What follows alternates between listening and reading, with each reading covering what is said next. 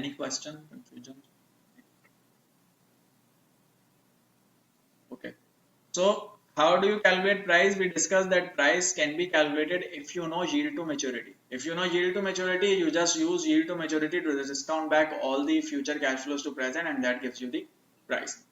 Why? Because price is equal to future cash flows divided by 1 plus R. So cash flow 2 divided by 1 plus R square. Any confusion? What is yield to maturity? Yield to maturity is IRR. By IRR we means that rate at which all these R's should be same. That particular rate at which present value of cash flows become equal to price, that particular rate is known as yield to maturity. That means if I have yield to maturity, let's say 10%, I can plug in here, here and here, and this equation will be balanced. Price will become equal to present value of cash flows. But how do you get yield to maturity? In order to get yield to maturity, you need price. So now the question is, how do you calculate price? So for calculating price, you will need these rates. And what are these rates? These are spot rates. That means market rates or rates available in the market.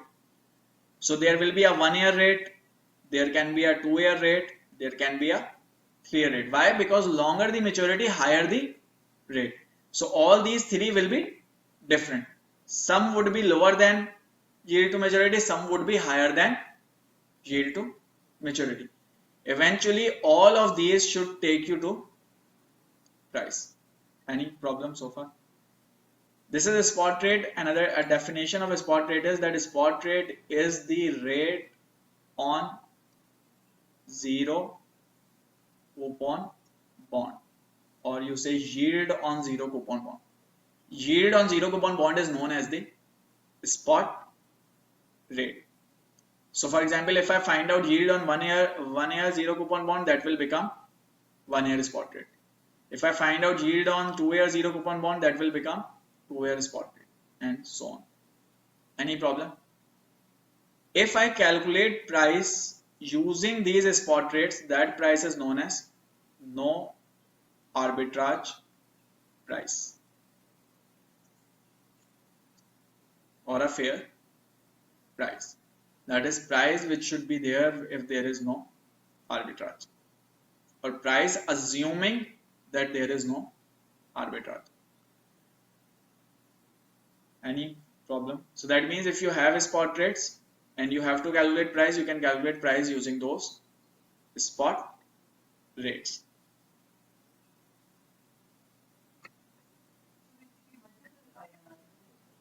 Like IRR will remain be the same, rates will be different. So there is 1-year rate. Let's do an example, then it should become clear. So suppose that 1-year spot rate is 2%, 2-year is 3%, and 3-year spot rate is 4%. Then price of a 3-year bond that makes a 5% annual coupon is this, is what? So you have to calculate it, for example. So 5% annual coupon bond means it pays $5 coupon for 3 years. So future cash flow is 5, and then 5 plus 100. Why? Because 100 is the par value.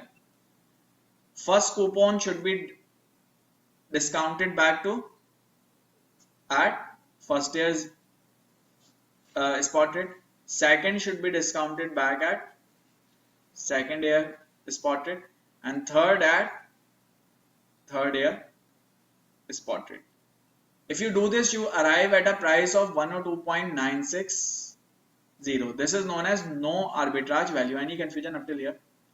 Now if you have to calculate IRR, what do? Now you know the price. So you remove discount rate, you use 1 plus R, 1 plus R, 1 plus R. Now if you compute this R, that will be your IRR, or that will be your yield to maturity. Or you can do it using calculator. In calculator you can put PV as 102.960, you can put payment as 5. You can put future value as 100. You can put n as 3, and you can compute IY. That IY will be your IRR or your yield to maturity. So yield to maturity is the rate which, if I place in all the discount rates, would give me the price. While spot rates are different rates, they will also give you the price. So first you find out price, then you get yield to maturity. Or maybe you back work it out, that let's say you say that I want 10% yield to maturity, what should be the price? Then you can get the price. But that is not no arbitrage value. No arbitrage value is when you calculate the price using spot rates.